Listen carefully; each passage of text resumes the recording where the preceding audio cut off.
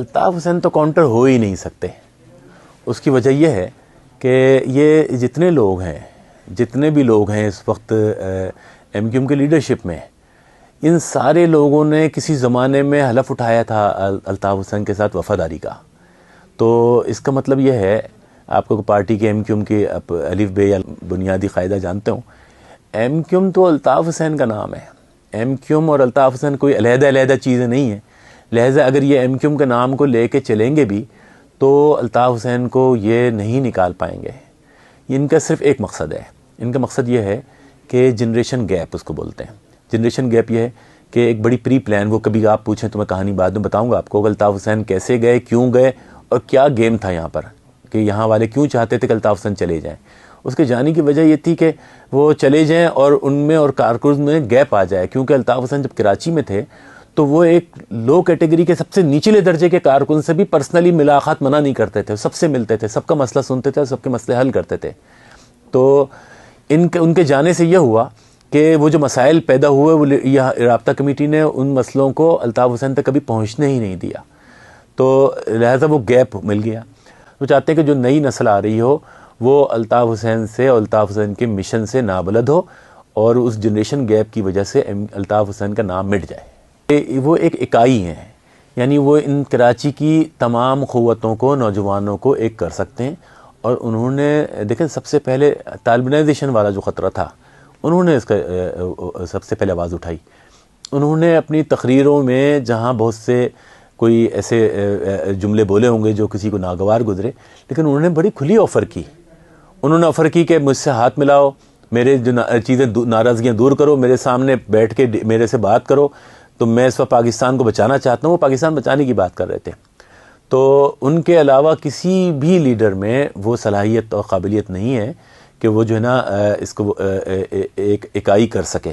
یہ کبھی ایک نہیں کر سکیں گے. میں آپ کو ابھی بھی چیلنج کر رہا ہوں کہ میں سمجھتا ہوں ایسے لوگ جانتا ہوں، بلکہ جو ایم کیو ایم میں یا پی ایس پی میں یا تینوں دھڑوں میں جو لوگ تھے، ان میں سے بہت سے لوگ ابھی بھی لندن کے وفادار ہیں، کوئی شک نہیں ہے اس میں.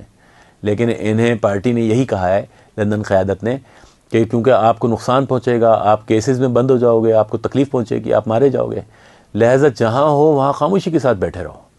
تو بہت سے لوگ خاموشی سے انتظار کر رہے ہیں کہ الطاف حسین کو دوبارہ ان پہ سے پابندی ہٹے، اور جو ہے وہ پھر آپ آج ان پہ سے پابندی ہٹا کر الطاف حسین کو ایک جلسے کی اجازت دے دیں.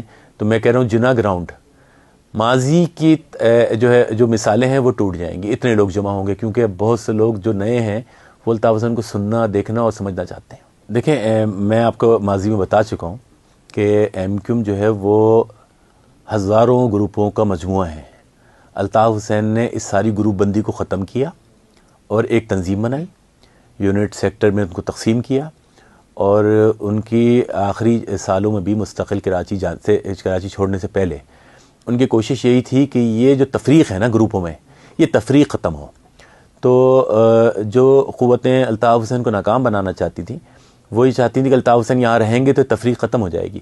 تو وہ اس وقت چلے گئے، ان کو زیادہ ٹائم نہیں ملا. آپ دیکھیں 86 میں یہ معاملات ہوئے، 87 میں بلدیاتی الیکشن ہوا، 87 میں تنظیم یعنی اسٹرکچر بنا، اور اس کے بعد جو ہے نا وہ بہت جلدی چلے گئے.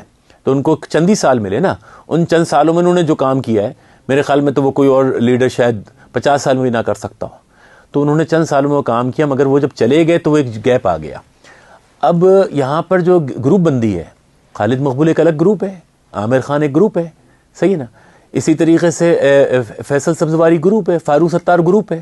یہ مختلف کمیونٹی کی مختلف حلقوں کی نمائندگی کرتے ہیں.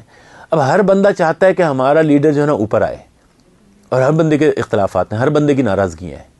تو اب یہ کیسے ممکن ہے کہ یہ جو ہے نا خالد مقبول کو اپنا کوئی بڑا، یعنی الطاف حسین کی جگہ تو کوئی لے ہی نہیں سکتا. کوئی بھی لیڈر بنے گا، ان میں یہ اختلافات رہیں گے، اور تنظیم پہ گرفت کی جو پالیسی ہے اس پہ بھی مسائل ہوں گے، کہ سیکٹر، یونٹ اور زون کی سطح تک جو تنظیمی گرفت ہے اس پہ بھی مسائل رہیں گے. کوئی ایک گروپ اس کو کنٹرول نہیں کر سکتا. اس کو وہی شخص کنٹرول کر سکتا ہے جس کو سارے گروپ یکساں طور پہ اپنا متفقہ لیڈر مانتے ہیں. اور اس وقت پوری ایم کیو ایم میں کوئی بھی شخص ایسا نہیں ہے کوئی بھی شخصیت ایسی نہیں ہے جس کو کراچی یا حیدرآباد یا جو سندھ کے شہری علاقے کے جو طبقہ ہے اس کو لیڈر مانتا ہو متفقہ طور پر. میرے خیال میں الطاف حسن کے علاوہ کوئی متفقہ لیڈر نہیں ہے اس میں.